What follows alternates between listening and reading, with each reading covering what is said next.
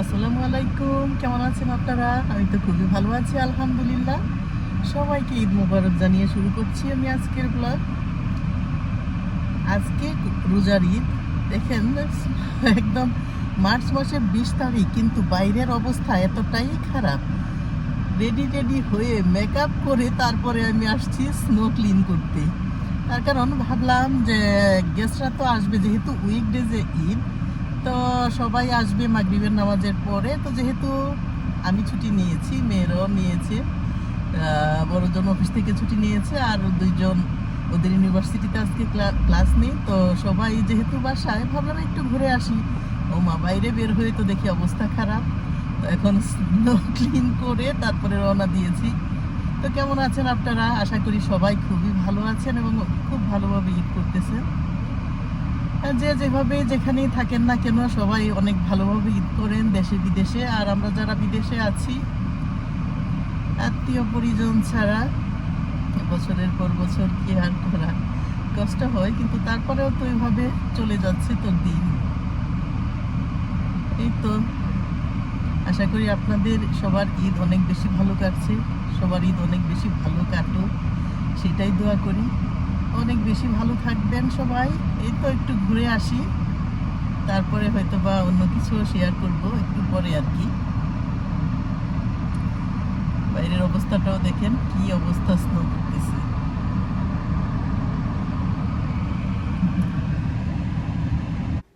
এই তো বাইরে থেকে ঘোরাঘুরি করে আমরা চলে এসেছি। কিছুটা রান্না করে গিয়েছিলাম, মানে আধা দিয়ে রান্না হয়ে গিয়েছিল, পরে এসে বাকিটা করেছি। তো এখন টেবিল সাজানোর কাজ চলছে। আগের দিন রাতে অবশ্য আমি ডেজার্টগুলো বানিয়ে রেখেছিলাম, বালুশাই, গোলাপজাম, ঝরঝরে জর্দা সেমাই। আর যেটা লিকুইড যে সেমাইটা, সেটা আমি অবশ্য ঈদের দিন সকালবেলাই করি সব সময়। সেমাইটা না হলে মনে হয় যেন ঈদই পরিপূর্ণ হয় না। জানি না কার কার সেমাই পছন্দ। আমার আর আমার মেজো মেয়ের খুবই পছন্দ, যে দুধ দিয়ে যে দুধ সেমাইটা আর কি। তো এটা সকালবেলা রান্না করেছিলাম। বিরিয়ানি, কাবাব এগুলো করে সকালে নর্মালি আমি পিঠা ভাজি, সমোসা, হলুদ পিঠা, যেটা মশলা পিঠা আর কি। এটা আমার শাশুড়ি করতেন সব সময় ঈদে। তো দেখা যায় আমার শাশুড়ির ছেলেরও তো পছন্দ, তো সেইভাবেই আমি প্রিপারেশনটা করি সব সময়। দেখেন কত সুন্দর ডেকোরেশন, কিউট কিউট এই ডেকোরেশনগুলো আমার কন্যারা কিনে নিয়েছে, খুবই সুন্দর। এই যে লাইট জ্বালিয়ে নিচ্ছি সুন্দর করে, এক একটার এক এক কালার।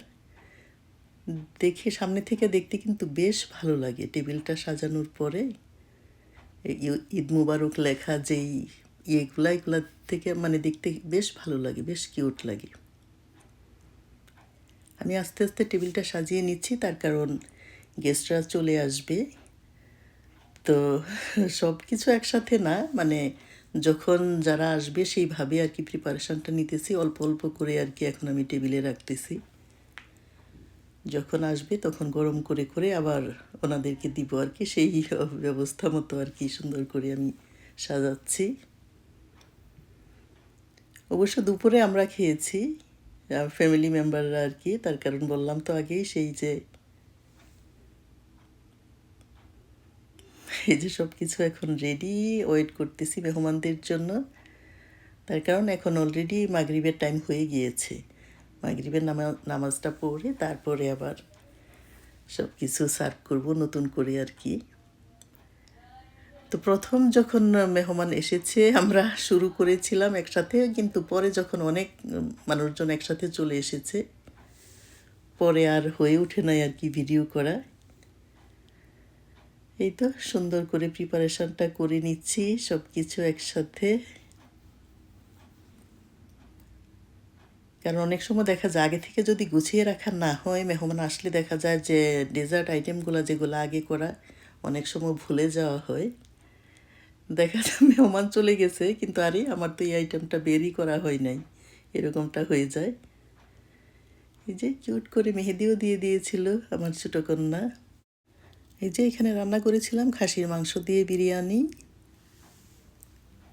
তান্দুরি চিকেন,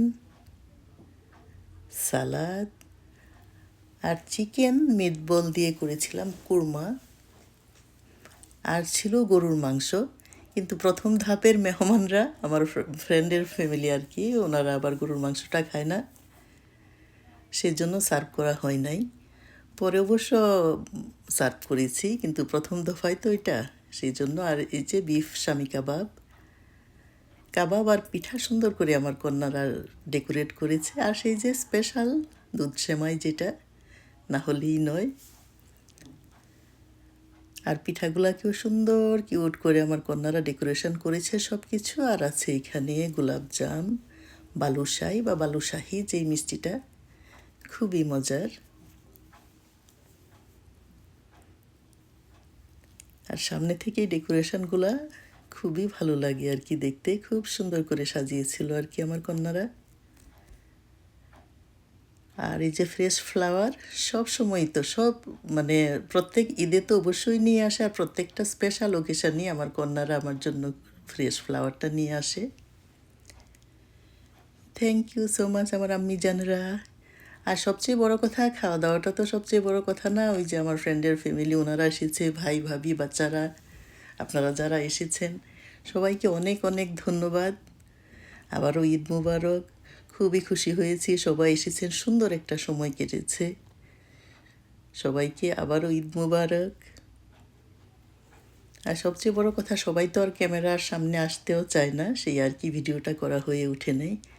তো আপনারা সবাই অনেক বেশি ভালো থাকবেন। এই যে বাচ্চাদের জন্য কেক ছিল, সবচেয়ে বড় আকর্ষণ ছিল আমার ছোটো কন্যা, সবাইকে মেহেদি পরিয়ে দিয়েছিল। সব কিছু অবশ্য ভিডিও করা হয়ে ওঠেনি। প্রথমে যে অল্প স্বল্পটা করেছিলাম ভিডিও, সেটাই আপনাদের সাথে শেয়ার করেছি। আপনারা সবাই অনেক বেশি ভালো থাকবেন। সবাইকে আবারও ঈদ মুবারক। আল্লাহ হাফেজ।